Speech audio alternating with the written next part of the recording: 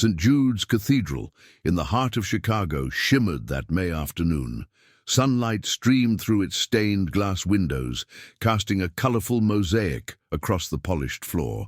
Max Callahan stood before the altar, constantly adjusting the cuffs of his white shirt, peeking out from beneath a perfectly tailored suit. The 30-year-old entrepreneur, who had built a tech empire called Callahan Innovations in just 7 years, felt unusually out of place today. And it wasn't just the stiff collar of his shirt. "Nervous?" Pete, his college friend and best man, whispered. Max swallowed, glancing around the church filled with guests. "It's just normal pre-wedding jitters," he replied mechanically, repeating a phrase he'd heard from everyone for the past few weeks. But deep down, he knew it wasn't ordinary stress. It was an overwhelming feeling that he was about to make the biggest mistake of his life. The organ played the first notes of the wedding march, and the church doors swung wide open. The wedding guests, as if on cue, rose to their feet and turned towards the entrance. Max straightened up and took a deep breath. In a moment, he would see Alexandra Davies, his fiancée, daughter of Stephen Davies, one of the wealthiest real estate developers in the country. Their union was the result of lengthy family negotiations, more akin to a merger of two corporations than an engagement. The blending of Max's tech empire with the Davies real estate empire was meant to create a dynasty everyone in the country would talk about. At least, that's what his father, Henry Callahan, a retired bank executive, had claimed, never hiding his ambitions for his only son. First, 2 small girls in white dresses appeared in the doorway, scattering rose petals. Behind them walked the bridesmaids in elegant sapphire blue gowns. Max nodded, offering a polite smile, but his attention was fixed on the entrance, where Alexandra was moments away from appearing. And then he saw her. No, not Alexandra. He saw her, the last of the bridesmaids. A slender woman with a cascade of chestnut curls, styled in a loose bun, a few strands escaping to frame her face with its high cheekbones. She had large, expressive eyes, the color of warm honey, and a delicate, slightly upturned nose, dusted with barely visible freckles. Her lips, subtly tinted with rose, stretched into a nervous smile as she followed the other bridesmaids. Max felt his heart quicken. Who was this woman? Why had he never met her before? He'd been to all the family gatherings, engagement parties, dinners. "That's Susanna Miller," Pete whispered, noticing the direction of his gaze. "Alex's best friend from culinary school. She missed the engagement party because she was leading cooking workshops in Italy." Max nodded, unable to tear his eyes from Susanna. There was something about her that captivated him more than all the diamonds he'd showered on Alexandra over the past year. Their eyes met. Time froze for a split second. Susanna quickly lowered her gaze, a delicate blush spreading across her cheeks. Max felt something churn in his stomach, a feeling he hadn't experienced in all 12 months of his relationship with Alexandra. Before he could process what had just happened, Alexandra appeared in the church doorway, escorted by her father. She looked stunning in a gown designed by a renowned Italian designer, a gown whose cost Max preferred not to remember. Her platinum blonde hair was meticulously styled, and her makeup was flawless. She looked exactly like the cover of a bridal magazine set to be released next month, a magazine he'd agreed to appear in only because Stephen Davies was its main investor. Alexandra walked to the altar, smiling confidently. Stephen placed her hand in Max's, and he automatically took it. Her hand was cold and stiff, just like his own. They turned towards the Reverend, and Max caught a glimpse of Susanna taking her place to the side with the other bridesmaids. The Reverend began the ceremony, but Max barely registered his words. His attention was split between Alexandra, standing beside him, and Susanna, who was several feet away. Time and again, he caught himself involuntarily glancing towards the chestnut-haired bridesmaid. At one point, Susanna noticed again and delicately raised an eyebrow, as if asking, "What are you doing?" Good question, Max thought, forcing himself to focus on the Reverend. Max, do you, Max Ethan Callahan, take Alexandra Marie Davies to be your lawfully wedded wife, to love, honor, and cherish, in sickness and in health, until death do you part? A hush fell. Max opened his mouth, but no sound escaped his throat. He felt hundreds of eyes on him. Out of the corner of his eye, he saw his mother nervously clutching her purse. Alexandra's father straightened, frowning. Alexandra slowly turned her head towards him, her expression shifting from confidence to surprise. And again, involuntarily, his gaze wandered to Susanna. She stood there, holding her bouquet, with an expression Max could only describe as a mix of consternation and curiosity. "Max?" the Reverend repeated, this time a little louder. Max began, feeling sweat trickle down the back of his neck. And then something happened that no one expected. One of the flower vases on the altar steps toppled with a crash, spilling water and scattering white lilies across the floor. Guests gasped in surprise. "Sorry!" Pete exclaimed, rushing to pick up the vase. But he slipped on the wet floor and fell straight into Alexandra, who lost her balance and pulled Max down with her. Within seconds, all three were sprawled on the altar steps, in a puddle of water, surrounded by white lilies. Alexandra's gown was completely soaked, and her perfect makeup was streaked by the tears that immediately welled in her eyes. "Oh my goodness! My gown!" she cried, trying to get up. "It cost $20,000! Max, getting to his feet, reached out to help his fiancée, but she ignored his gesture, instead accepting help from her father, who had appeared at the altar in a flash. "What is the meaning of this, Callahan?" Stephen Davies hissed, helping his daughter up. "First you're silent like an idiot, and now this." "It was an accident, father," Alexandra said, but there was no conviction in her voice. She looked at Max with a mix of anger and humiliation. "Why didn't you answer the Reverend?" Max stood paralyzed. Everyone was looking at him, awaiting an explanation. His parents, Alexandra's parents, the guests, the Reverend, and Susanna, who stood slightly back, but in her eyes he saw something he couldn't decipher. He began again, but was interrupted by the ring of his phone. And not just any phone. It was the special ringtone he'd set for stock market alerts. He automatically reached into his jacket pocket. "You're checking your phone? Now?" Alexandra no longer hid her outrage. "It could be important," he replied automatically, staring at the screen. His company's shares were plummeting. And not just a little. They had lost over 20% of their value in the last hour. "More important than our wedding?" Alexandra's voice trembled with fury. Max looked up from his phone and at his soaked fiancée, at her father who looked ready to strangle him with his bare hands, at his embarrassed parents, at the bewildered Reverend, and finally at Susanna, who alone seemed more intrigued than outraged by the whole situation. And then Max Callahan, one of the most rational and methodical men in American business, a man who never made rash decisions, did something that shocked everyone present, including himself. "I can't do this," he said clearly, putting his phone back in his pocket.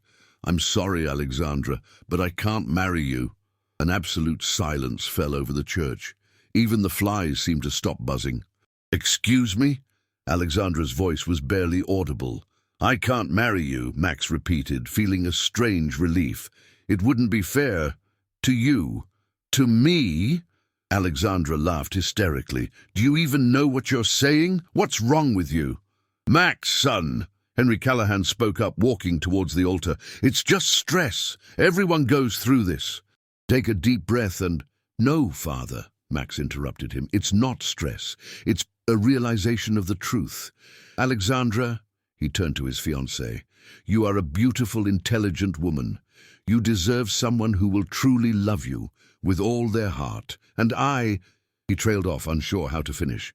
"And you love someone else, don't you?" Alexandra finished for him, her voice dripping with venom. "Who? That secretary from your office? Or perhaps that model you were seen with last month at the conference in Berlin?" "No, no one," Max began, but his traitorous gaze again drifted towards Susanna, who now looked completely taken aback. Alexandra followed his gaze, and her eyes widened in shock as she realized what was happening. "Susie," she whispered in disbelief. "My best friend." Susanna shook her head vigorously. "Alex, no, it's not like that, I swear. I've never even met him before." "That's true," Max quickly confirmed. "That's exactly it. I don't love anyone else. I just don't love you the way I should, the way you deserve." A flicker of pain crossed Alexandra's face, quickly replaced by pure fury. "You—" She didn't finish, instead slapping Max with all her might, leaving a red mark on his cheek. Then she turned on her heel, tore the veil from her head, and stormed towards the church exit, pushing past the shocked guests. "Alexandra, wait!" Stephen Davies called, rushing after his daughter. He paused for a moment beside Max. "You'll regret this, Callahan," he snarled through clenched teeth. "I'll destroy you. Your company won't last a week." With those words, he followed his daughter, and his wife and several other Davies family members followed suit. Chaos erupted in the church. Guests whispered among themselves, some rising from their seats, unsure whether to stay or leave. Max's parents approached him, both ashen-faced. "What have you done, son?" His mother, Elizabeth, asked, clutching his arm. "Do you realize the consequences?" "Davies wasn't kidding," his father added grimly. "He has influence. He can destroy your company. Our name will be disgraced." Max looked at them, feeling as if he were in some surreal dream. "Mom, Dad, I'm sorry," he said softly, "but did you really want me to marry a woman I don't love just for business?" "Love comes with time," his mother replied automatically. "It did for us, didn't it, Henry?" His father nodded, but in his eyes Max saw something he'd never seen before, a shadow of doubt. "We have to salvage the situation," Henry Callahan finally said. "I'll talk to Steven once he cools down. Maybe we can fix—" "There's nothing to fix, Dad," Max interrupted him firmly. "I've made my decision. The only right one." At that moment, his phone rang again. This time it was his chief financial officer. "I have to take this," he said, stepping away from his parents. As he talked on the phone, learning the details of his company's stock collapse, he caught sight of Susanna slipping through the guests towards the exit. Without a second thought, he ended the call and rushed after her. He caught up to her outside the church as she was getting into a taxi. "Susanna, wait!" he called out. She turned, holding the taxi door open. Her face expressed complete bewilderment. "What do you want from me, Mr. Callahan?" she asked in a formal tone. "Isn't it enough that you just ruined your wedding and humiliated my friend?" Max hesitated. Indeed, what did he want from her? They barely knew each other. In fact, they hadn't known each other at all. "I'm sorry," he finally said. "I didn't want it to turn out this way, and I swear it has nothing to do with you. This was my decision, made earlier. I just didn't have the courage to communicate it." Susanna studied him for a moment, as if trying to discern whether he was telling the truth. "Why, then, were you staring at me the whole time?" she asked directly. Max felt himself blush, something that hadn't happened since high school. He began, but was interrupted by a shout from inside the church. "Callahan, get back in here right now!" It was his father's voice. "I have to go," Susanna said quickly, getting into the taxi. "And you should too. You have a lot of explaining to do." Before Max could say anything else, she slammed the door shut, and the taxi sped away with a squeal of tires. Max stood on the church steps, watching the yellow car disappear around the corner. His life had just completely fallen apart, and all he could think about was that he hadn't managed to ask Susanna for her phone number. "Idiot," he muttered to himself, turning to face the consequences of his actions. Meanwhile, in the taxi speeding through the streets of Chicago, Susanna Miller stared out the window, trying to comprehend what had just happened. Her heart was beating faster than usual, and her mind was racing. Max Callahan had just abandoned her best friend at the altar. She should hate him.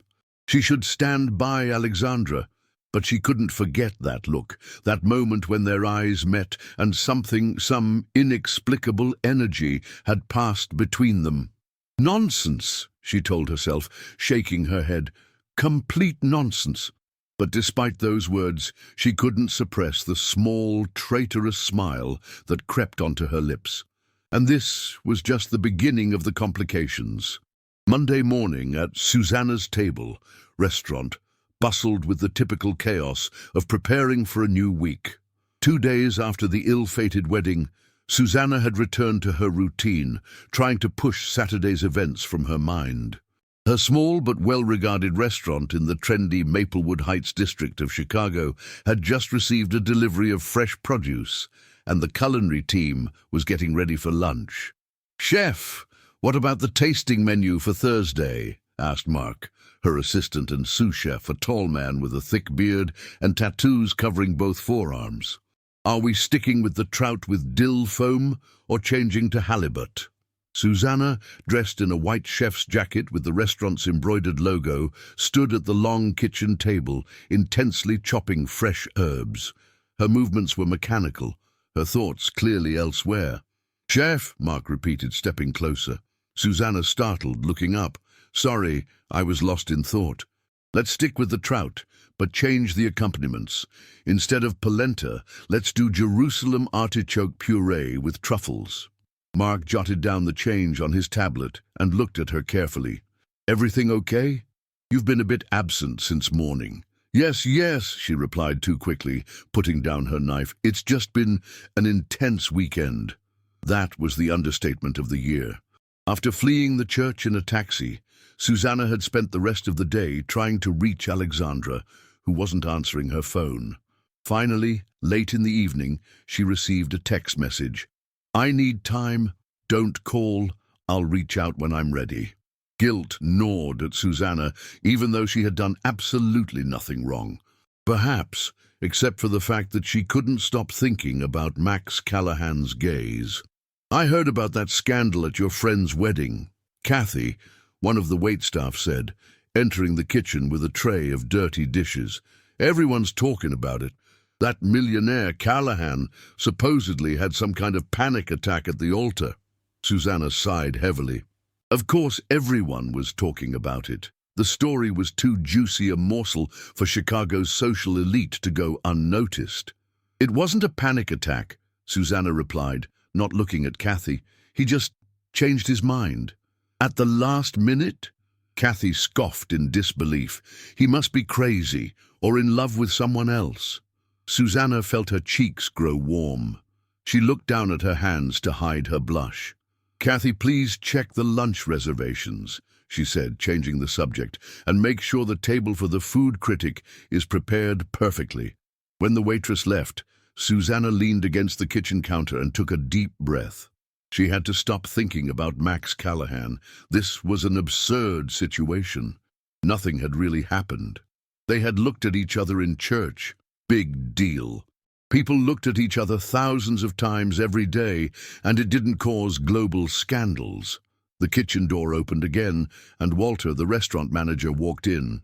"Susie, you have a visitor," he said, his face a mix of embarrassment and curiosity. "A visitor?" she repeated, frowning. "I don't have time for meetings right now. Who is it?" "Well," Walter hesitated, "it's Stephen Davies, Alexandra's father." Susanna felt the blood drain from her face.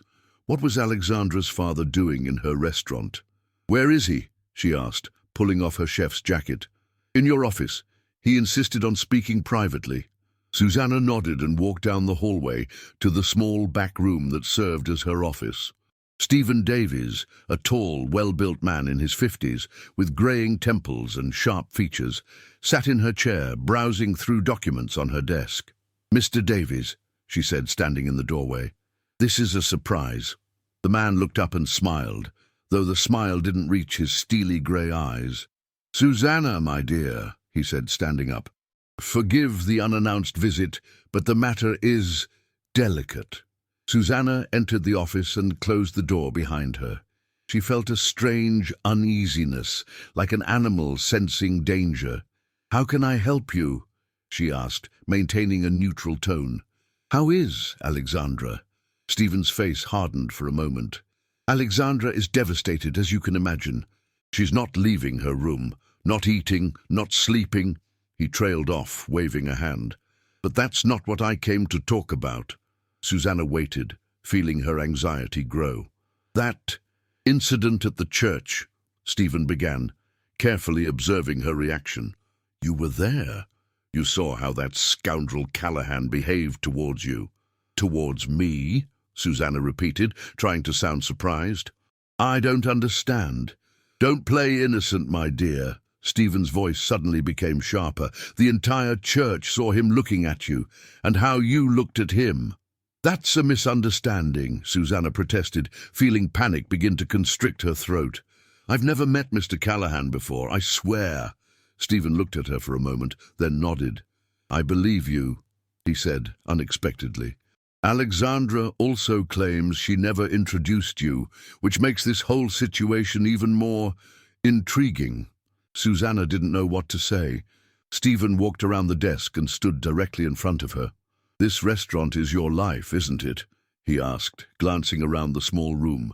Yes, Susanna replied, not understanding what he was getting at. I heard you're vying for a Michelin star. That's true, she admitted. An anonymous inspector will be visiting next month. Impressive. Stephen smiled, but a cold glint appeared in his eyes. It would be a great shame if something stood in your way, wouldn't it? Susanna felt a cold shiver run down her spine. What are you suggesting, Mr. Davies? I'm not suggesting anything, my dear, he replied, reaching into his jacket's inner pocket and pulling out an envelope. I have a proposition for you. He placed the envelope on the desk and slid it towards her. Susanna didn't move. What kind of proposition? She asked, not touching the envelope. Simple, Stephen replied. Callahan ruined my daughter's happiness. Now I will ruin him. It's a matter of honor. And what do I have to do with this? You, my dear, are the key. Stephen smiled wider. Callahan clearly has a weakness for you. I want you to exploit that. Susanna felt her heart pound. What exactly are you proposing? Get close to him, feign interest, gain his trust, and then... He paused. Gain information that will help me destroy him. Susanna stared at Stephen in disbelief. You want me to spy on Mr. Callahan and then help you destroy him? That's absurd. It's business, Susanna, Stephen replied coolly. The envelope contains $50,000. It's an advance. You'll get another $50,000 when you deliver what I need. I'm not interested, Susanna replied firmly, pushing the envelope away. Please leave. Stephen didn't move. Think carefully, he said softly. You may not know this, but the building your restaurant is in belongs to a subsidiary of my company. Your lease expires in 3 months. It would be a great shame if you suddenly had to move, wouldn't it? Especially before the Michelin inspector's visit. Susanna felt the blood drain from her face. This was blackmail. Besides, Stephen continued, I have very good contacts in the restaurant industry. One word from me, and the best suppliers will stop delivering their products to you. Or perhaps you'd prefer a story to appear in the media about alleged food poisoning at your restaurant. One article, one rumor is all it takes. That's illegal, Susanna interrupted him, feeling anger rise within her. You can't do that.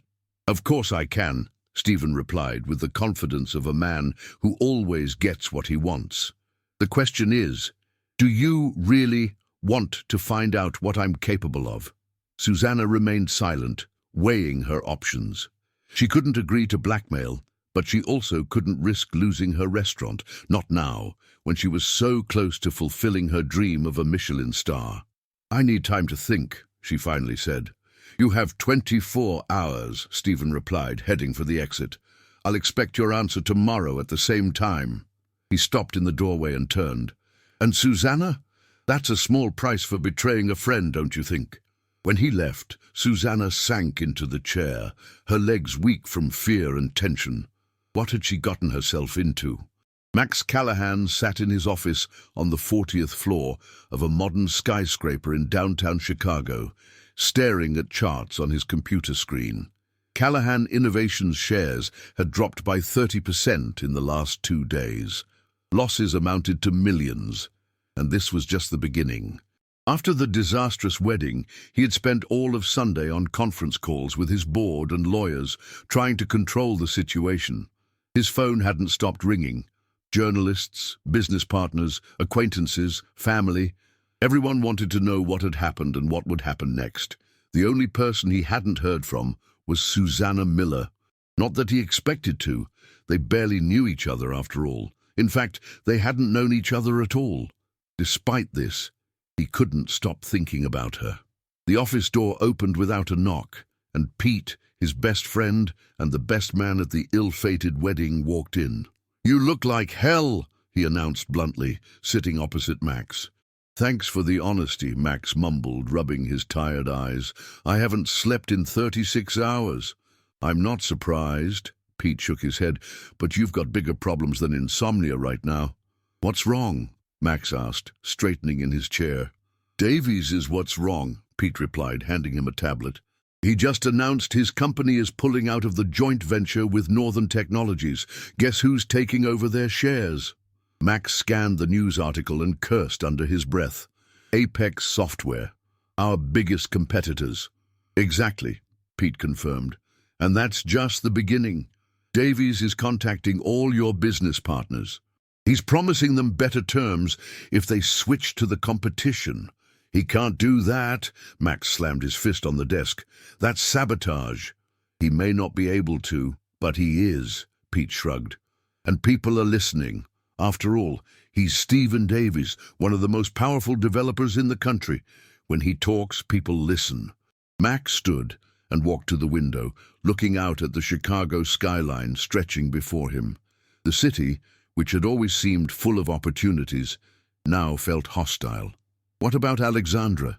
he asked softly without turning around. "She's gone," Pete replied. "Apparently she left for Milan, handling it in her own way." Max nodded. He felt guilty for what he'd done to Alexandra, but at the same time he knew he'd made the right decision. A marriage without love would have been a disaster for both of them. "And that bridesmaid?" Pete asked, carefully observing his friend's reaction.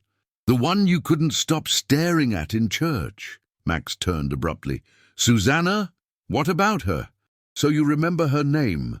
Pete noted with a slight smile. "Interesting."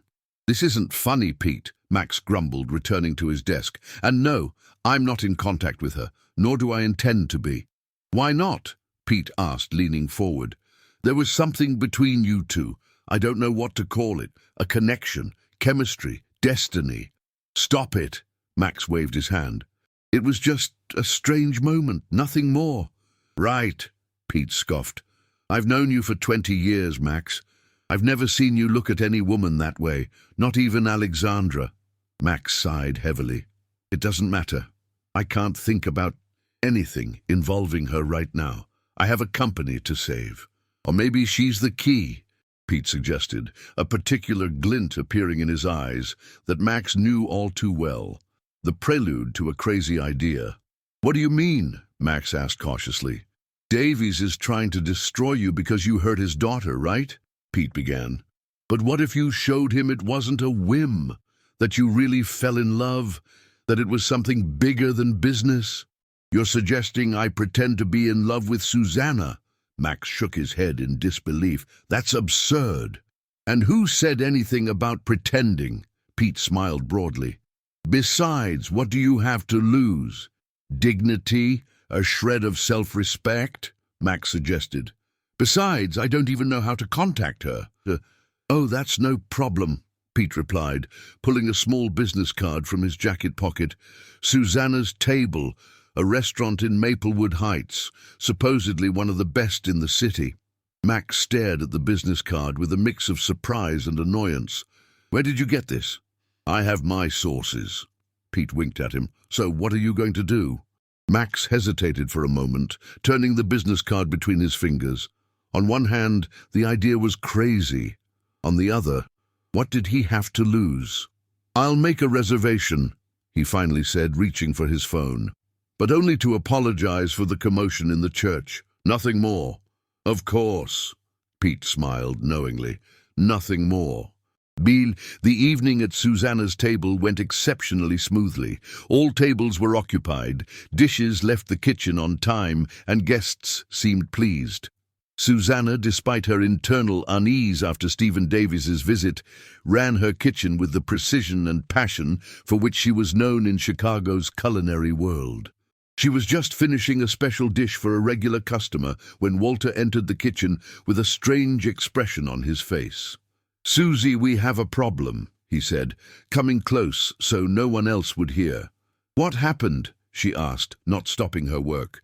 "Table number 7, Walter replied. "It's Max Callahan." Susanna froze, the knife halfway through slicing a truffle. "What?" she whispered, not believing her ears.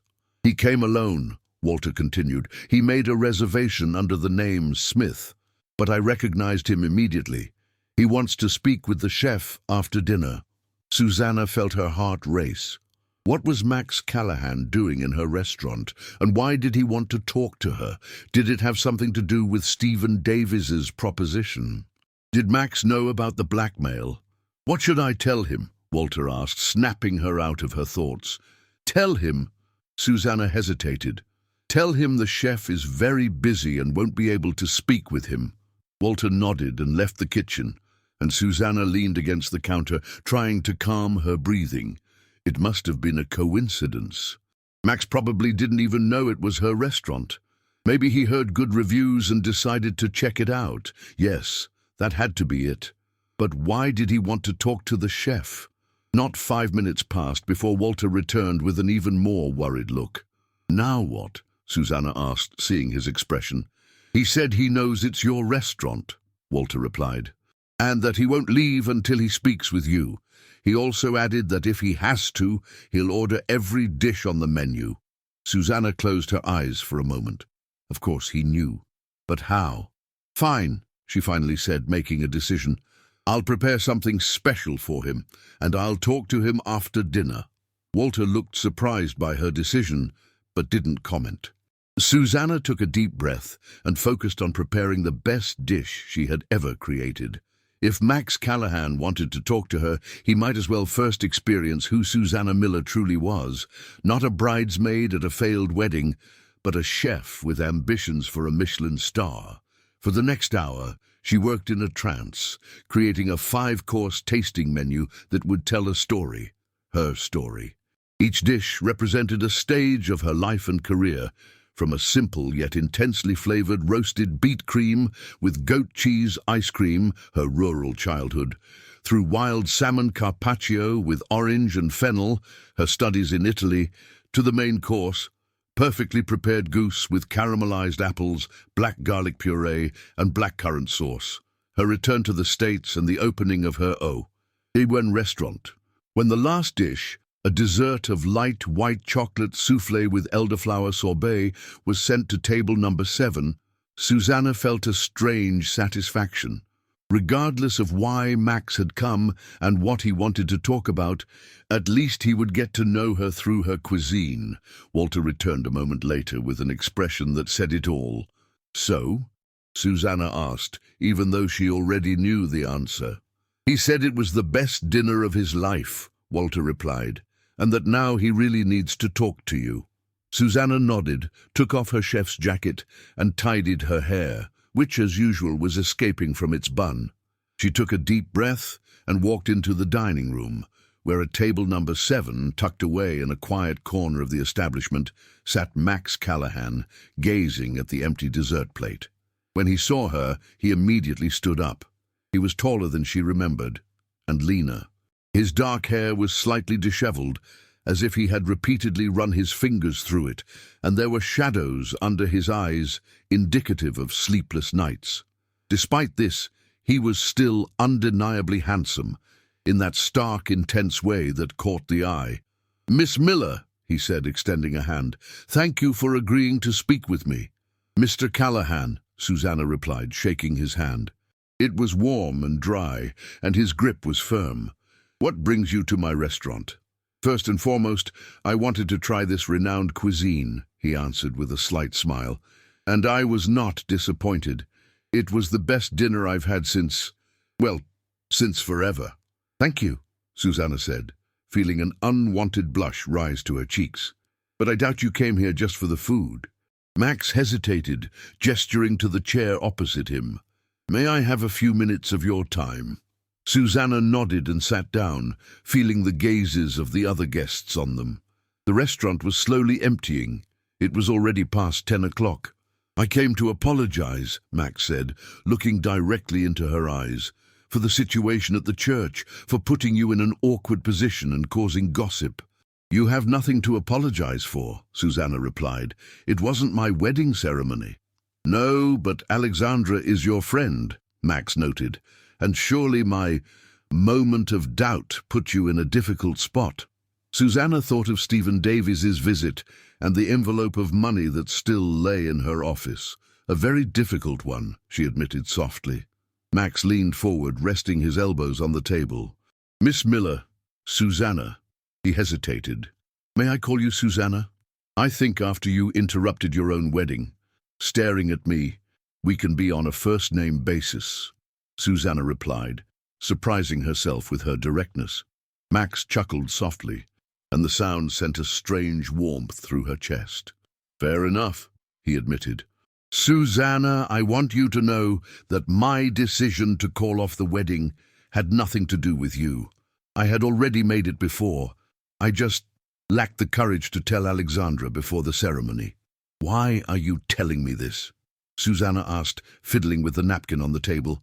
Because I don't want you to think I'm some lunatic who calls off his own wedding because he saw a pretty girl in church, he replied honestly. Susanna raised an eyebrow. So you admit you were staring at me in church? Max looked flustered. Yes, he admitted, and I apologize for it. It was unprofessional. Unprofessional? Susanna repeated with amusement. A wedding isn't exactly a professional setting. For me it was, Max replied, his face growing serious. That wedding was meant to be more of a business merger than a true marriage. It was only standing there at the altar that it truly hit me. Susanna felt a pang of sympathy. So the rumors were true. He was to marry Alexandra for family and business interests. She wanted to ask more, but at that moment she noticed a dark car parked across the street through the restaurant window. Inside sat a man whose silhouette she recognized immediately. It was Stephen Davies. He was watching them. Susanna's heart pounded as she realized the dangerous game she was caught in. On one side, her friend's father, blackmailing her. On the other, the man whose gaze in the church had turned her life upside down, and she standing right in the middle, with her restaurant, her dreams, and her loyalty hanging in the balance, had to make a decision that would affect everything. Susanna sat in her apartment with the window open, staring at the nighttime cityscape of Chicago. The clock on the wall showed 2 in the morning, but sleep wouldn't come. The meeting with Max Callahan in her restaurant, and then the sight of Stephen Davies watching them from his car, had stirred a storm of emotions she couldn't sort out. After she noticed Stephen, she quickly ended her conversation with Max, citing her duties. She saw the disappointment in his eyes, but she couldn't risk it. Not with Davies observing their every move. Now, sipping herbal tea, she analyzed her options. The deadline for Stephen Davies's answer was in a few hours. She could accept his proposition and spy on Max, saving her restaurant but betraying her own principles. She could refuse and face the consequences, which might mean the end of her culinary dream. Or she could... what exactly? Tell Max about the blackmail? That seemed the most honest solution, but could she trust him? A man she barely knew? Her phone vibrated on the table, jolting her from her thoughts. The number was unknown. Hello? She answered cautiously. Susanna? Max Callahan's voice was slightly hoarse, as if he hadn't slept either. I apologize for calling at this hour. I hope I didn't wake you. I wasn't sleeping, she replied, feeling a strange tingling at the back of her neck. How did you get my number? You left your business card in the menu, he explained, probably by accident. Susanna cursed silently. Indeed, she sometimes put business cards in menus for special guests, but she didn't remember doing so for Max. What do you want? She asked directly, using his first name as he had hers. I wanted to finish our conversation, he replied. I had the impression something bothered you. You suddenly tensed up and practically ran from the table. Susanna hesitated. Should she tell him about Steven, about the blackmail? It was a long day, she replied evasively, and I had to deal with things in the kitchen. A brief silence followed. You saw him, didn't you? Max suddenly asked. Who? Susanna felt her heart quicken. Davies. I saw him too, parked across the street. He was watching the restaurant. Susanna swallowed. Yes, she admitted softly. I saw him. He was at your place earlier, wasn't he? Max's voice grew tense. What did he want? Susanna stood and began pacing her apartment. This was her chance to tell the truth, to ask for help. He came to the restaurant this morning, she began cautiously, with a proposition. What proposition? Max's voice was taut. He wants me to get close to you, gain your trust, and then help him destroy you. The silence on the other end was so long that Susanna began to wonder if the call had been disconnected. Max, are you there? I'm here, he finally replied. What did you tell him? That I needed time to think, she confessed honestly. He gave me 24 hours. Time runs out in a few hours. And what are you going to do? He asked, his voice devoid of accusation, only genuine curiosity. Susanna leaned against the windowsill, looking at the city bathed in streetlights. I don't know, she replied honestly. He's blackmailing me. He's threatening to destroy my restaurant if I don't agree. That's why I'm telling you this, she added after a moment, because we should play with open cards. I have no intention of spying on you or helping him destroy you or your company. Silence fell again, and then Susanna heard Max's quiet laugh. What's so funny? She asked, frowning. Davies, Max replied. He's exactly as predictable as I thought, but I didn't expect him to resort to blackmail. My restaurant is my entire life, Susanna said softly. It's everything I've worked for over the years. I can't lose it now, when I'm so close to a Michelin star. You won't lose it, Max assured her, the certainty in his voice almost hypnotic. I have a plan. A plan? Susanna repeated skeptically. Accept his proposition, Max said, and Susanna almost dropped the phone in surprise. What? Accept Davies's proposition, Max repeated. Tell him you agree, take the money, and then let's pretend. Pretend what? Susanna asked, struggling to keep up with his train of thought. That we're seeing each other, that there's something special between us, Max explained. Davies will think you're carrying out his orders. You'll be safe, and so will your restaurant, and we'll have time to figure out how to extricate ourselves and turn the situation against him. Susanna fell silent, considering his proposition. It sounded like a spy movie script, not her life. Why should I trust you? She finally asked. We barely know each other. For the same reason you decided to tell me about Davies's blackmail, Max replied. Intuition, the same one that made me unable to take my eyes off you in church. Susanna felt her cheeks grow warm. That's crazy, she said, but there was less conviction in her voice now. Perhaps, Max agreed, but do you have a better idea? Susanna pondered. No, she didn't have a better idea, and time was running out. All right, she finally said. I agree, but let's set some rules. This is just a game. We're pretending for Davies's sake. Nothing more. Of course, Max replied, but Susanna thought she heard a smile in his voice. Just a game. And we meet publicly, she added. In restaurants, coffee shops, places where Davies can see us, but where we'll be safe. Agreed, Max said. Though we might also need a few more private meetings to plan our actions. Susanna hesitated.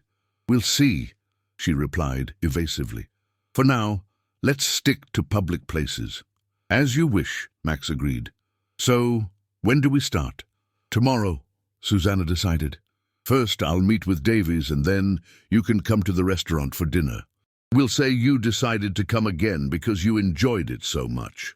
That won't be a lie, Max noted. Your cooking is incredible. Thank you, Susanna replied, feeling an unwanted blush. So, settled? Settled, Max confirmed. And Susanna? Yes? Thank you for trusting me. You won't regret it. After ending the call, Susanna stood by the window for a long time, wondering if she had just made the best or the worst decision of her life. The next day, promptly at 10 in the morning, Stephen Davies walked into Susanna's table, which was still closed to customers at that hour. Susanna waited for him at a corner table, the envelope he'd left the previous day lying before her. "Good morning, Susanna," he greeted, sitting opposite her. "I see the envelope is still untouched. Does this mean you're rejecting my proposition?" Susanna looked him straight in the eyes, maintaining a calm demeanor, though inside she felt like she was being interrogated. "Quite the opposite," she replied, sliding the envelope towards him. "I accept your proposition, but not for the money." Stephen raised an eyebrow in surprise. "No? Then for what?" "For the protection of my restaurant," she answered honestly, "and for Alexandra. She deserves someone better than Callahan." Stephen smiled broadly, pleased with her answer. "I knew I could count on you," he said, pushing the envelope back towards her. "Keep the advance. Consider it motivation." Susanna nodded, though she felt like a Judas accepting silver coins. "How should I begin?" she asked, trying to sound businesslike. "Callahan has already made the first move," Stephen replied, a cold glint in his eyes. "I saw him at your restaurant yesterday. You two were talking." Susanna felt a pang of unease. So Max had been right. Stephen was watching them. "He came to apologize for the church situation," she said, sticking to the truth. "He seemed interested." "Of course he's interested," Stephen scoffed. "I saw how he looked at you in church. Like a teenager, not a grown man." Susanna remained silent, unsure how to respond. "Exploit it," Stephen continued. "Let him think you're interested in him. Go out with him. Gain his trust." "And then?" Susanna asked, though she already knew the answer. "And then you'll find something that will help me destroy him," Stephen replied without a shadow of doubt. "His company is already in trouble. Stocks are falling, business partners are pulling out. But that's just the beginning. I need something more, something that will finally bring him down." "What kind of information are you looking for?" Susanna pressed, trying to sound interested, not terrified. "Anything that could be compromising," Stephen replied, leaning across the table. "Dirty dealings, tax statements, secret contracts, an affair, drugs, whatever. Everyone has something to hide, Susanna, especially people like Callahan, who came into wealth so quickly." Susanna felt a cold shiver. Stephen Davies was more ruthless than she had anticipated. "I'll do my best," she said, knowing she had to sound convincing. "But it might take some time. I can't be too obvious." "Of course," Stephen agreed, standing up from the table. "You have time, but I expect regular progress reports." "You'll have them," Susanna assured him, also standing. Stephen nodded and headed for the exit, but stopped at the door. "And Susanna?" He turned, his face set in a stony expression. "Don't try to deceive me. The consequences would be unpleasant." When he left, Susanna sank into the chair, her legs weak with fear and tension. What had she gotten herself into? That evening, the restaurant was buzzing with life, all tables occupied, reservations booked 3 weeks in advance. Susanna worked in the kitchen, trying to focus on cooking, but her thoughts constantly drifted to Max and their plan. He was supposed to come for dinner tonight. Would Stephen be watching them again? Almost certainly. Could they manage to convince him? And most importantly, could she and Max find a way to turn the situation against Davies before they fell into their own trap? Around 8 o'clock, Walter entered the kitchen, smiling meaningfully. "Your millionaire is here again," he said, approaching Susanna. "Table number 5, and this time he brought flowers." Susanna felt her heart race. Flowers. That hadn't been part of their plan. "What kind of flowers?" she asked, trying to sound nonchalant. "Lilies," Walter replied, his smile widening. "White ones. A whole lot of them. He said they were an apology for the incident in the church with the overturned vase." Susanna couldn't suppress a smile. Max was good, very good. He had chosen the exact same flowers that had been ruined during the ceremony. "What should I tell him?" Walter asked. Tell him I'll join him for dinner once I'm done in the kitchen, Susanna replied, making a quick decision. In about 45 minutes.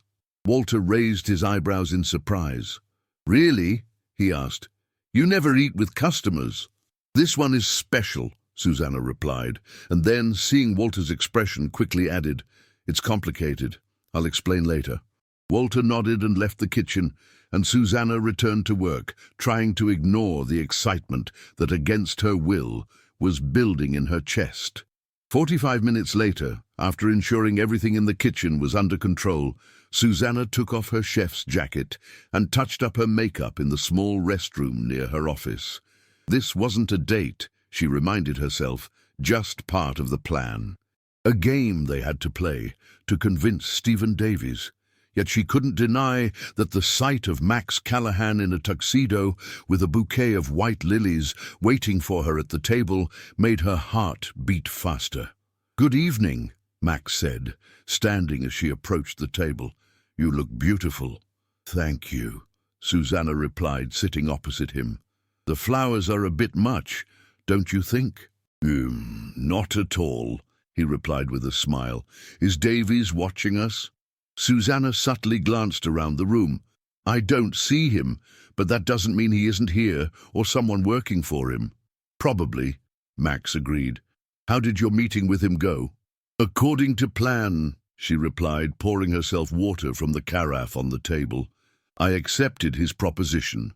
I'm to gain your trust and find something that will help him destroy you. Max nodded, as if they were discussing the weather rather than blackmail and espionage. Excellent, he said. In that case, we should give him what he wants. What do you mean? Susanna asked, frowning. We need to make him believe you're succeeding, Max explained, leaning across the table. That you're gaining my trust, that something is developing between us. And how do we do that? Susanna asked, feeling a strange tension in the air. Max smiled, and the same glint she'd noticed in church appeared in his eyes. Well, for starters, we can actually get to know each other, he said, reaching for the menu. What do you recommend tonight, chef? 2 weeks later, Susanna stood before the mirror in her bedroom, critically assessing her appearance. She wore a navy blue knee-length dress, delicate makeup, and her hair down, falling in soft waves over her shoulders. She looked good, even very good, but she still felt uneasy. This evening, she was to accompany Max to an important charity gala dinner organized by the Metropolitan Chamber of Commerce. It would be their first official outing as a couple. The past 2 weeks had been spent building their fake relationship. Max came to her restaurant almost daily. Sometimes he had dinner, sometimes just coffee, but he always found time to talk with Susanna. A few times they went for a walk in a nearby park, and once even to a photography exhibition, always in public places where they could be easily spotted by Davies's spies.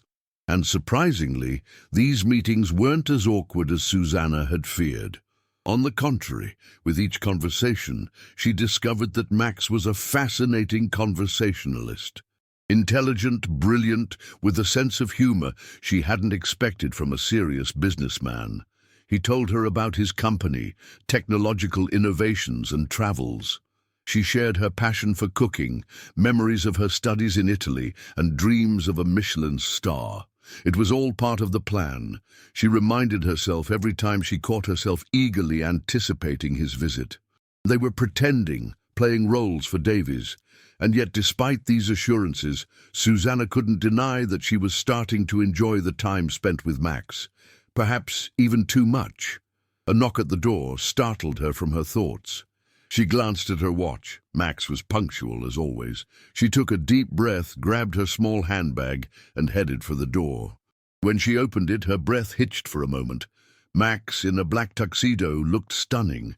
His dark hair was neatly slicked back, accentuating his sharp features, and he held a single rose in his hand. You look beautiful, he said, handing her the flower. Ready? I think so, Susanna replied, accepting the rose, though I'm a little nervous. I've never been to a gala like this. You have no reason to worry, Max assured her with a smile. You'll be the most dazzling woman in the room. Susanna felt her cheeks grow warm. It was just part of their game, she reminded herself.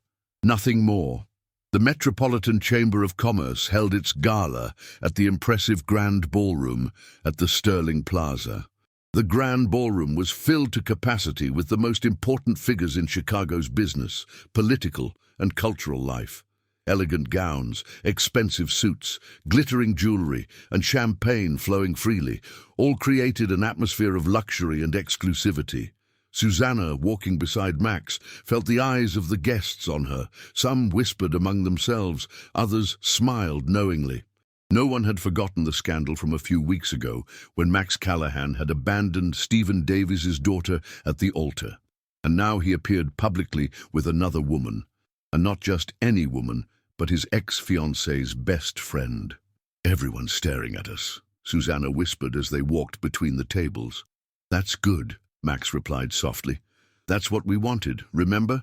We want people to talk, for the news to reach Davies." "I know," Susanna agreed, "but it's still a bit embarrassing." Max gently took her hand and squeezed it reassuringly. "Relax," he said. "You're with me. No one will dare say anything unpleasant to you." Susanna nodded, feeling a strange warmth at the thought that Max wanted to protect her. It was just part of their plan, she reminded herself once again. Nothing more. They took their seats at a table near the stage, where other guests were already seated, mostly Max's business partners and their companions. Susanna was introduced to them, and they greeted her with polite interest, though in their eyes she saw curiosity and unspoken questions. Dinner proceeded smoothly, and Susanna slowly began to relax. The food was exquisite, though as a chef she couldn't help but mentally analyze each dish, pondering its ingredients and preparation techniques. Max noticed her focus and leaned in to whisper in her ear, judging the competition. Susanna smiled, caught red-handed. "I can't help myself," she admitted. "It's an occupational hazard." "And what's the verdict?" he asked with amusement. "Very good," she replied honestly, "though the duck sauce could be a bit more reduced, and the saffron in the risotto is barely discernible." Max chuckled softly. "See? You're already getting into the role of a Michelin inspector." Susanna laughed too, and several people at the table looked at them with interest. They looked like a couple in love, sharing a private joke, exactly as they had planned. After dinner, as the orchestra began to play and guests moved onto the dance floor, Max extended his hand to Susanna. "Dance?" he asked with a slight smile. "I'm not the best dancer," Susanna warned him, but took his hand. "Neither am I," Max admitted, leading her to the dance floor. "But it's part of the show, remember?" Susanna nodded, trying to ignore her quickening pulse. It was just a game, nothing more. Max put his arm around her waist, and she placed her hand on his shoulder. The orchestra played a slow waltz, and they moved to its rhythm, maintaining a safe distance. Susanna subtly scanned the room, wondering if Stephen Davies or one of his people was watching them. "Is he here?" Max asked softly, as if reading her thoughts. "I don't see him," Susanna replied, "but that doesn't mean no one is here." "Someone will certainly report our presence to him," Max agreed. "News travels fast in these circles." Susanna nodded, and then suddenly froze, seeing a familiar face. "What's wrong?" Max asked, sensing her tension. "There," she subtly indicated with her head. "At the bar. That's Thomas Wright, Davies's lawyer. He's watching us." Max looked in that direction, and indeed, an elegant man in his 40s stood at the bar, sipping a drink, and never taking his eyes off them. "Excellent," Max said with satisfaction. "In that case, let's give him something to report." Before Susanna could ask what he meant, Max pulled her closer, narrowing the distance between them almost to nothing. Now her hand rested on his chest, and she could feel his heart beating. His face was so close that she felt his breath on her cheek. "What are you doing?" she whispered, feeling her heart pound. "Playing my part," he replied, just as softly, looking directly into her eyes. A man captivated by a beautiful woman. Susanna felt her cheeks flush, but she didn't pull away. This was part of the plan, she repeated to herself. Just a game. They danced like that for several minutes, close together, looking into each other's eyes as if they were the only couple on the dance floor. Susanna had to admit that despite her reservations about his dancing skills, Max led confidently and gracefully. She felt safe in his arms and at the same time excited. When the music ended, they didn't immediately separate. For a moment they stood there, close together, as if unwilling to break the contact. Finally, Max subtly moved back and smiled. "I think we gave right enough material for his report," he said, leading her back to the table. "I suppose so," Susanna agreed, trying to ignore the feeling of disappointment that unexpectedly arose in her heart. It was just a game, she reminded herself for the 100th time that evening. Nothing more. After a few minutes at the table, as the conversation resumed, Susanna excused herself and headed to the ladies' room. She needed a moment to herself, to calm the thoughts and feelings that were becoming increasingly difficult to control. In the elegant ladies' lounge, she touched up her makeup and tried to sort out her thoughts. What was happening to her? Why did she feel this strange tension, this attraction to Max? This was supposed to be just a game, a pretense for Davies. But with each passing day, with each conversation, with each glance, the line between pretense and reality became increasingly blurred. As she left the restroom, she almost collided with a tall, slender woman with platinum blonde hair styled in an elegant bun. "Excuse me," she said automatically and then froze, recognizing the person standing before her. "Alex?" Alexandra Davies looked at her with a mix of surprise and coldness. She looked stunning in a red dress that accentuated her slender figure, but in her eyes, Susanna saw sadness and weariness that even perfect makeup couldn't mask. "Susie," Alexandra replied, her voice soft but controlled. "I didn't expect to see you here." "Me neither," Susanna admitted, feeling a growing sense of guilt. "I thought you were in Milan." "I came back yesterday," Alexandra explained. "My father insisted I come to the gala tonight. He claimed I couldn't hide forever." Susanna didn't know what to say. How was she supposed to explain to her friend that she was at the gala as Max's partner, that they were pretending to be a couple, that it was all part of a plan against her father? "Alex, she began, but Alexandra cut her off with a wave of her hand. "You don't have to explain anything," she said. "I saw you two, you and Max. You were dancing." "It's not what you think," Susanna tried to explain. "No," Alexandra raised an eyebrow. "And what do I think, Susie?" That we're together," Susanna replied, feeling her cheeks flush. "But it's not like that. It's complicated." "It's always complicated," Alexandra said bitterly. "You know, when Max left me at the altar, I thought it couldn't get any worse. But seeing my best friend dancing with him, looking at him that way, it hurts more." "Alex, please listen to me." Susanna took a step towards her, but Alexandra recoiled. "Not now, Susie," she said, her voice trembling slightly. "I'm not ready for this conversation."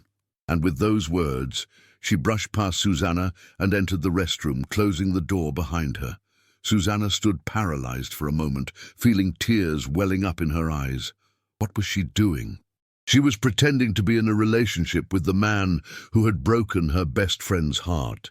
She was playing a dangerous game with her father, all of it in the name of saving her restaurant and reputation.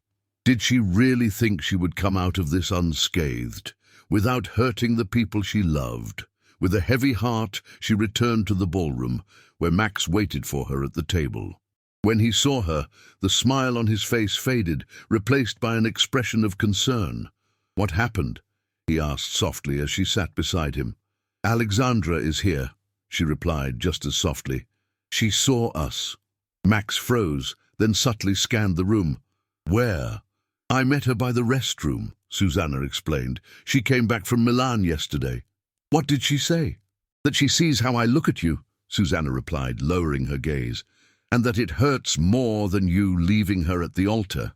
Max was silent for a moment, then gently took her hand. "I'm sorry," he said softly. "We didn't anticipate she'd be here. This complicates things." "Complicates," Susanna repeated bitterly. "Max, she's my best friend, and I just broke her heart for a second time." It's not real, Max reminded her. We're not real. This is all a game for Davies.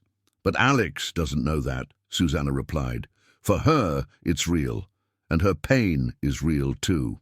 Max remained silent, finding no answer to her words. Finally, he sighed heavily. Do you want to leave? He asked. Susanna looked around the room. She didn't see Alexandra anywhere, but Davies's lawyer was still watching them from the bar. We can't, she replied. Davies still has his man here. If we leave so early, it'll raise suspicion. All right, Max agreed.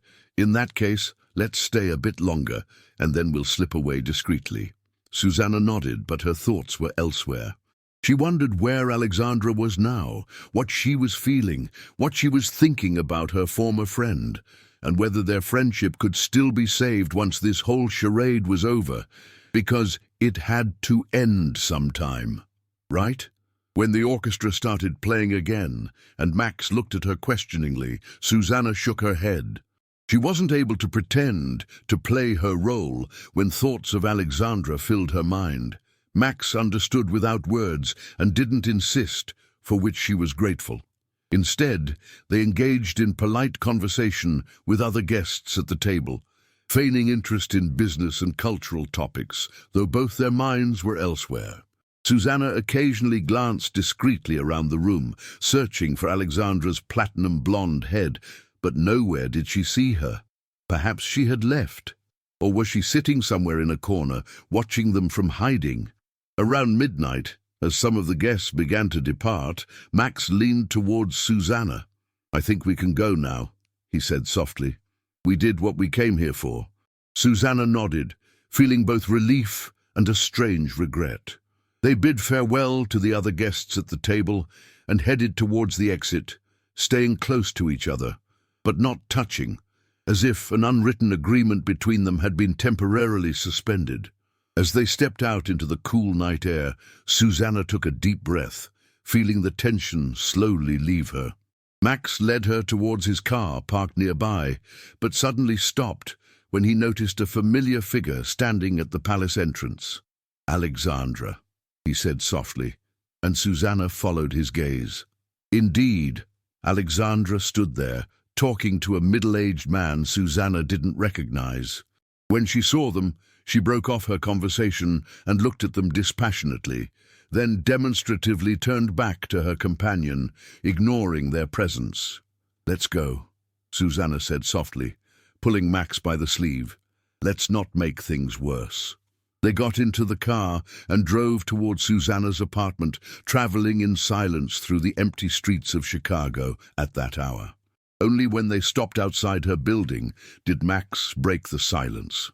I'm sorry about tonight, he said, looking at her with concern. We didn't anticipate Alexandra being there. Me neither, Susanna replied, staring at her hands. But maybe it's a good thing it happened. At least now I know where I stand. What do you mean? Susanna took a deep breath, gathering her thoughts. This game, this pretense, it's not the answer, she finally said. We can't go on like this, not at Alexandra's expense, not at the expense of the truth. So what do you propose? Max asked, and in his voice, Susanna heard tension. We have to end this charade, she replied firmly. Find another way to deal with Davies, or...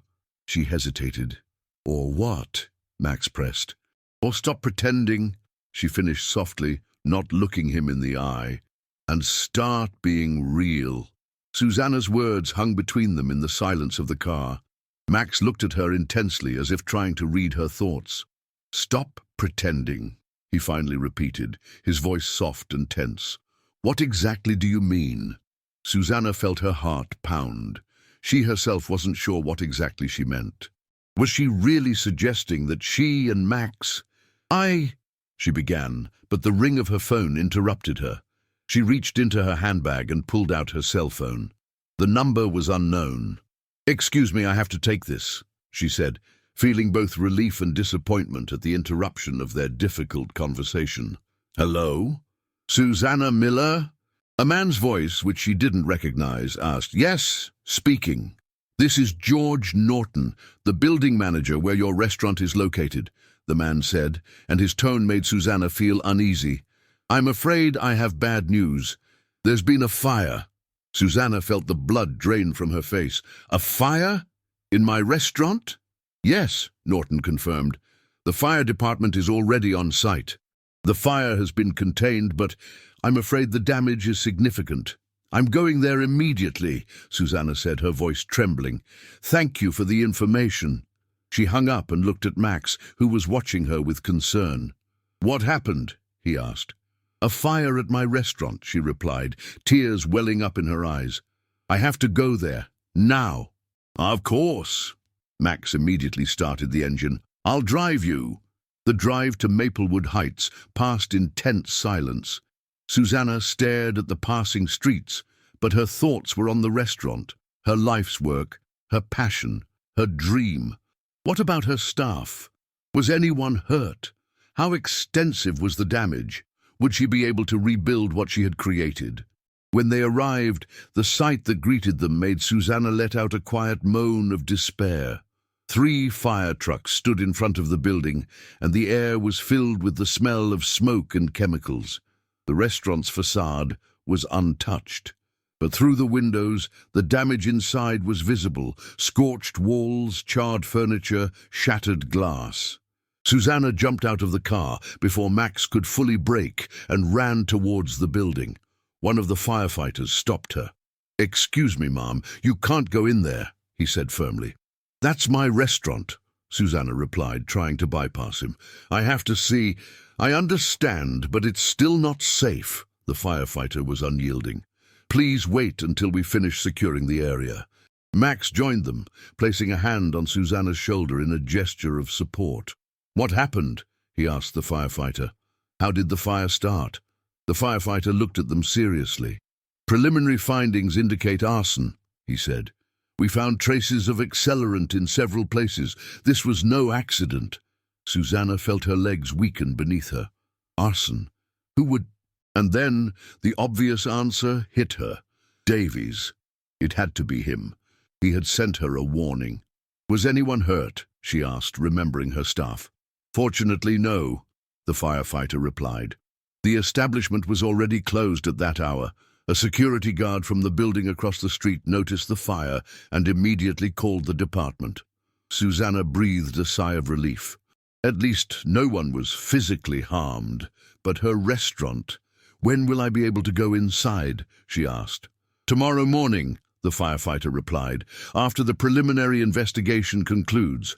But be warned, the damage is significant, especially in the kitchen." Susanna nodded, feeling tears welling up in her eyes. The kitchen, the heart of her restaurant. The place where she created, where she felt most herself, destroyed. Max put an arm around her, pulling her close. "Come on," he said softly. "There's nothing more we can do today. We'll come back tomorrow." "Where do I go?" Susanna asked, her voice sounding hollow. "That was my whole life, Max." "I know," he replied, leading her back to the car. "But this isn't the end. You'll rebuild it." "I'll help you." They got into the car, and Max looked at her questioningly. "Where do you want to go? To your apartment?" Susanna hesitated. The thought of returning to an empty apartment, where she would spend the night alone with her thoughts, was unbearable. "I don't want to be alone," she admitted softly. Max nodded in understanding. "You can stay with me," he offered. "I have a big apartment, a guest room." "Thank you," Susanna said, grateful for his understanding. The drive to Max's apartment passed in silence. Susanna stared at the passing streets, but her thoughts revolved around the restaurant, Davies, and what had happened. Why did he do it? Was it a warning, punishment, or did he want to force her to act according to his plan? When they arrived at the luxurious apartment building in downtown Chicago, Max parked in the underground garage and led her to the elevator. His apartment was on the top floor, a spacious, elegant penthouse with a panoramic view of the city. In other circumstances, Susanna would have admired the interior, but now she barely noticed it. Max led her to the kitchen, seated her at the island, and poured 2 glasses of whiskey. "Drink," he said, handing her one. "It'll help." Susanna took a sip, feeling the alcohol burn her throat and warm her body. Only now, in the safe haven of Max's apartment, did she allow herself to fully express her emotions. Tears, which she had held back until now, flowed freely down her cheeks. "It was him, wasn't it?" she asked, wiping tears with the back of her hand. "Davies." Max nodded, sitting beside her. "Probably," he admitted. "It's his style. He doesn't attack directly, but he hits what's most valuable to you." "But why?" Susanna asked, clutching the glass. "I agreed to his proposition, after all. I was doing what he wanted." "Maybe he doesn't believe in our relationship," Max suggested. "Maybe it's a test or a warning not to forget who's in charge." Susanna shook her head in disbelief. "It's madness," she said. "To destroy someone's business, someone's dream, out of revenge, because of wounded pride? Stephen Davies isn't used to failure," Max replied, taking a sip of whiskey. "He always gets what he wants. And I refuse to marry his daughter. That's a personal insult to him." "But why me?" Susanna raised her tear-filled eyes to Max. "Why is he attacking me?" "Because you're with me," Max replied simply. "Or rather, everyone thinks you are. So you're suffering just as I am." Susanna put down her glass and buried her face in her hands. "What will I do now?" she asked softly. "The restaurant is all I have. My whole life, my dream." Max gently took her hands and moved them from her face, forcing her to look him in the eyes. "Listen to me, Susanna," he said firmly. "This is not the end. You will rebuild your restaurant, better than before, and you will get your Michelin star." "How?" she asked bitterly. "Insurance won't cover everything. And the property. Davies owns the building, remember. He can evict me at any moment." "He won't," Max said with confidence, "because I won't let him." "What do you mean?" Max stood and began pacing the kitchen, his mind working at full speed. "I have a plan," he finally said, stopping in front of her. "But I need your agreement and your trust." Susanna looked at him, seeing determination in his eyes. "What kind of plan?" "Davies wants a war," Max replied, "so he'll get one. But on our terms." "Our terms?" Susanna repeated. "Yes," Max confirmed, sitting back beside her and taking her hands in his. "Susanna, I know our relationship began as a game, as part of a plan against Davies. But the past few weeks, the conversations we've had, the time we've spent together, that wasn't pretending, at least not for me."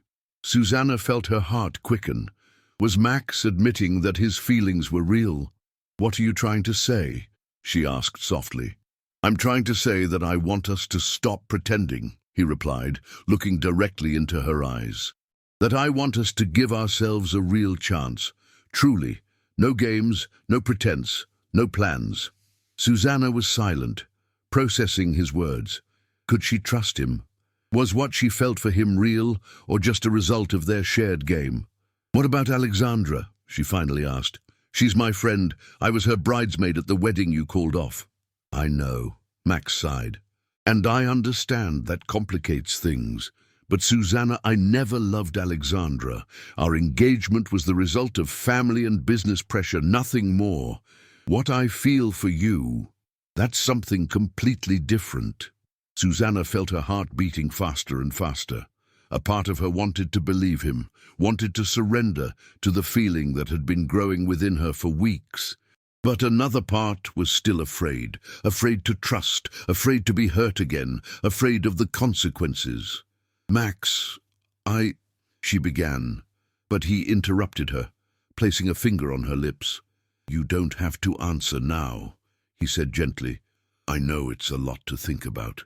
And I understand that after what happened tonight, your thoughts are elsewhere. But I want you to know where I stand, and that I will help you rebuild your restaurant, no matter what you decide about us." Susanna nodded, grateful for his understanding. She was too emotionally exhausted to make any decisions that night. "Thank you," she said softly, "for everything." "You're welcome," Max replied, standing. "Come on, I'll show you to the guest room. You need to rest." Susanna let him lead her to an elegant guest room with a large bed and a view of nighttime Chicago. Max brought her a sleeping shirt and showed her the bathroom, then left her alone, wishing her a good night.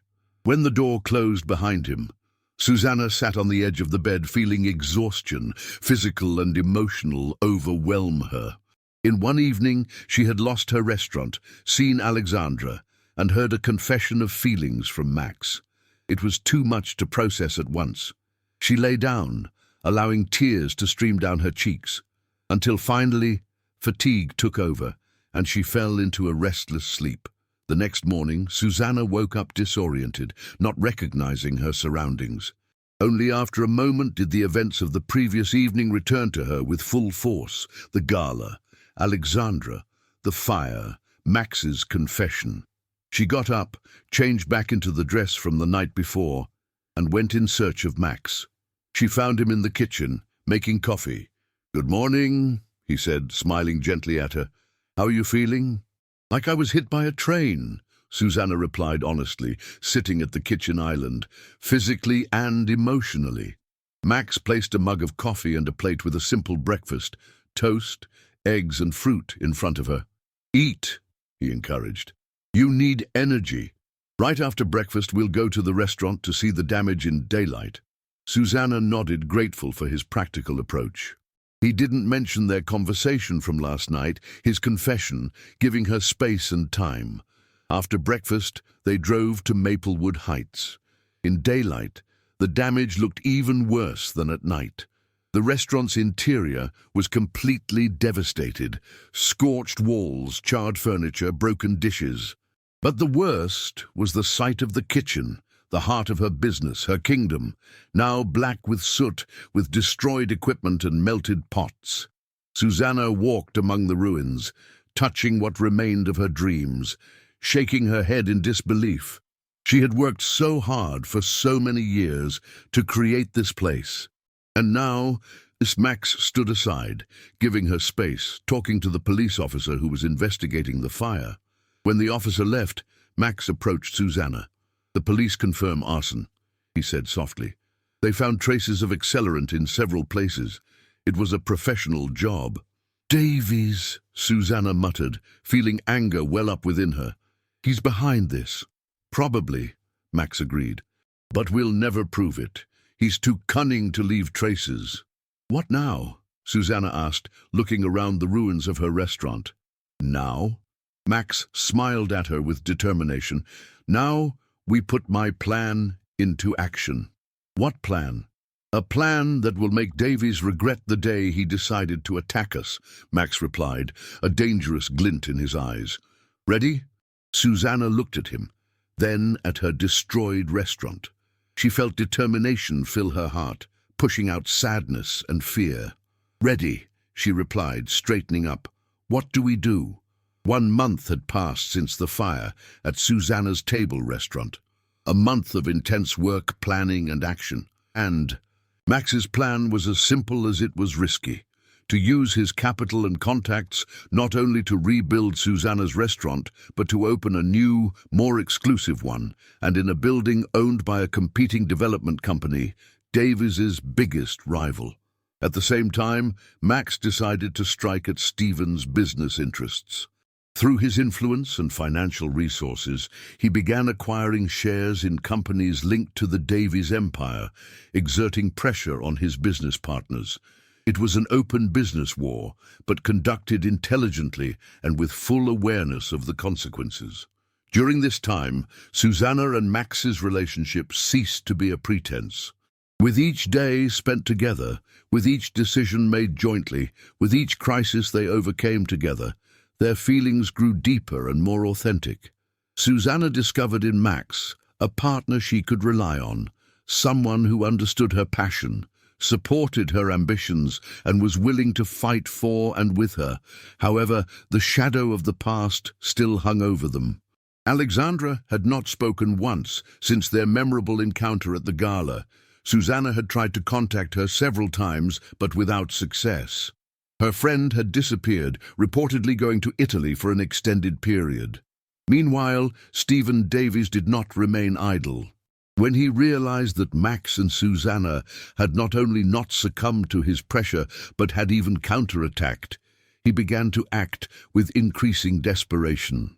First, there were anonymous articles in the press suggesting that Susanna's new restaurant did not meet safety standards. Then random customers claimed to have found foreign objects in their food. Finally, an attempt to bribe a health inspector to close the establishment, fortunately unsuccessful, as the inspector proved to be honest and immediately reported the matter to the appropriate authorities. And so, the big day arrived. The opening of Susanna's new restaurant, simply named Susanna. An elegant establishment in the heart of Chicago, with modern decor but a cozy atmosphere. It was to be the culmination of their joint fight against Davies. Important figures from Chicago's cultural and business life, food critics and journalists were invited to the opening. Everyone was curious about the new venture of Susanna Miller, the talented chef whose previous restaurant had been destroyed in a mysterious fire. Susanna stood in the kitchen, overseeing the final preparations, when she felt Max's hand on her shoulder. "Ready for the big night?" he asked, smiling warmly at her. "I think so," she replied, returning his smile, "though I'm a little nervous." "You have no reason to be," Max assured her. "Your menu is excellent, the team is superbly prepared, and the place looks incredible. It will be a triumph." Susanna nodded, feeling grateful for his support. Over the past month, Max had become her rock, someone without whom she could no longer imagine her life. Their initial game had transformed into something real and profound.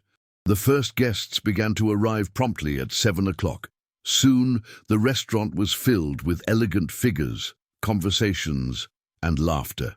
Susanna moved between the kitchen and the dining room, greeting guests, accepting congratulations, and ensuring that everything was running perfectly. Around 8 o'clock, as dinner was in full swing and guest reviews were unanimously positive, Susanna noticed a familiar figure at the entrance. Alexandra Davies, elegant as ever, looked uncertainly around the room. Susanna froze, unsure how to react. Had Alexandra come to congratulate her, or perhaps to cause a scene? Or had her father sent her on some mission? Before she could make a decision, Alexandra saw her and headed in her direction. As they stood face to face, Susanna noticed in her old friend's eyes not anger or resentment, but something else, weariness and relief. "Alex," Susanna said softly, "I didn't expect you." "I know," Alexandra replied, nervously fiddling with her handbag. "I came to apologize." "You? To me?" Susanna didn't hide her surprise. "For what?" "For my father," Alexandra explained, looking around to see if anyone was listening. "I know what he did with your restaurant, and I know he's planning something for tonight." Susanna felt the blood drain from her face. "What is he planning?" "I don't know exactly," Alexandra admitted, "but I overheard him on the phone. Something about ruining her grand opening. Susie, you need to be careful." "Why are you telling me this?" Susanna asked, still disbelieving. Alexandra sighed deeply. "Because despite everything, you're my friend," she replied, "and because I realized that my father isn't a good man. He never was, and I was too blind to see it." Susanna wanted to say something, but she was interrupted by a sudden commotion at the entrance. She turned and saw several men in police uniforms, led by Stephen Davies. "There she is!" Stephen exclaimed, pointing at Susanna. "That's her! Arrest her!" A stir went through the guests. The police officers moved towards Susanna, but Max, who had appeared out of nowhere, blocked their path. "What's going on, gentlemen?" he asked calmly, though anger simmered in his eyes. "We have an arrest warrant for Susanna Miller on charges of financial fraud," one of the officers replied, showing a document. "Please, step aside." "This is a misunderstanding," Max said, not moving from his spot. "Ms. Miller is a respected restaurateur." "What fraud?" "Embezzlement of insurance funds after the fire at her previous restaurant," the officer explained. "We have evidence that Ms. Miller herself ordered the arson to defraud the insurance company." Susanna felt her legs give way in shock. This was absurd.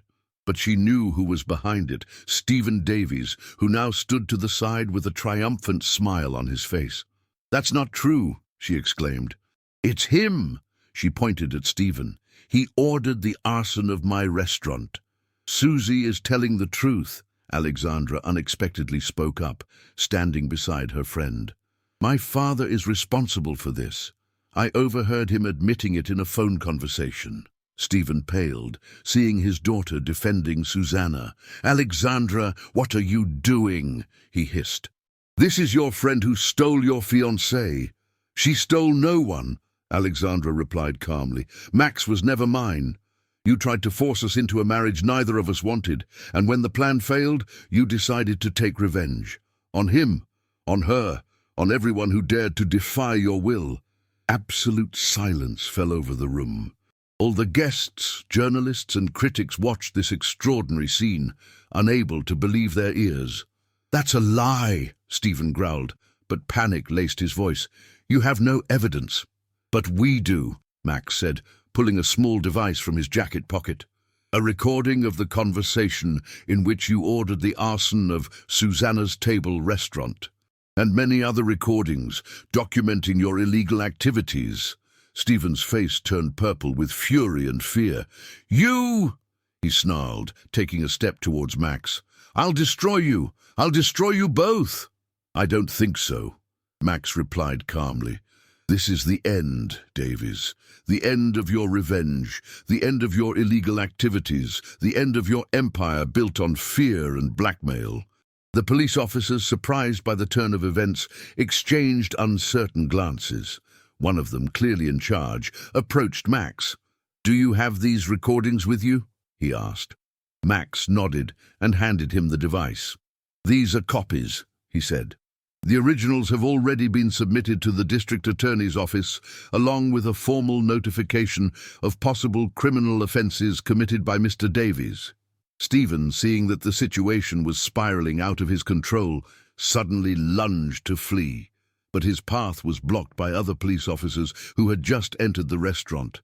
"Steven Davies," one of them asked, "you are under arrest on suspicion of commissioning arson, blackmail, and attempted extortion." As Steven, struggling, was led away, Susanna looked at Alexandra, who stood with a mix of sadness and relief on her face. "Thank you," Susanna said softly, squeezing her friend's hand. "That must have cost you a lot." "Less than you think," Alexandra replied with a slight smile. "To be honest, I feel relieved, like I've finally shed a burden I've carried my whole life." Max joined them, putting an arm around Susanna. "Everything all right?" he asked, looking at her with concern. "Yes," Susanna replied, smiling at him. "Now it is." Alexandra watched them for a moment, then nodded, as if making an internal decision. "You two belong together," she said. "I always felt it. Even in church, when I saw how you looked at each other, that's why I was so angry, because I knew it was something real, something I never had with Max." "Alex," Susanna began, but Alexandra cut her off with a wave of her hand. "Don't apologize," she said. "Neither of you, Max. Everything happened as it was meant to, and you know what? I'm happy about it. Really." Susanna hugged her friend, feeling tears welling up in her eyes. After all they had been through, all the trials and challenges they had overcome, they had finally found peace. As guests slowly returned to their conversations and meals, and journalists frantically scribbled notes or called their newsrooms to relay the sensational news, Max pulled Susanna aside into a small, private corner of the restaurant. "Looks like our plan worked out better than we expected," he said with a smile. "Davies fell into his own trap." "With Alexandra's help," Susanna added. "I didn't expect that." "Neither did I," Max admitted, "but I'm glad it happened. For her, for you, for us."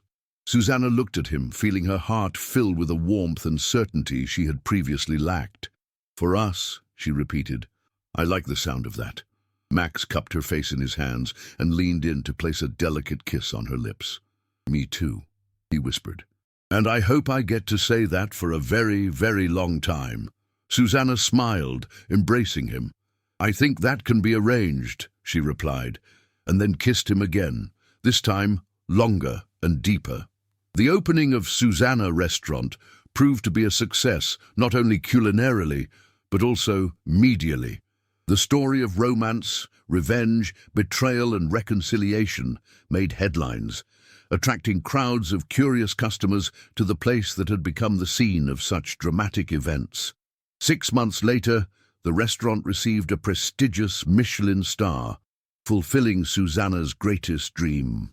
And 2 months after that event, during a private dinner prepared by Susanna, Max proposed to her, presenting an engagement ring hidden in the dessert, the very same dessert she had served him during their first meeting at Susanna's table. Their wedding was modest and intimate, the complete opposite of the lavish ceremony at the beginning of their story. Among the guests was Alexandra, who found her own happiness in Italy, where she ran a small vineyard and planned to open her own restaurant. And so, the story that began with an almost wedding, an inappropriate glance, and an overturned vase of lilies ended with a happy marriage, rebuilt friendships, and fulfilled dreams. Because sometimes what seems like the biggest catastrophe turns out to be the beginning of something beautiful. One only needs the courage to follow their heart, even when the whole world tells them it's madness.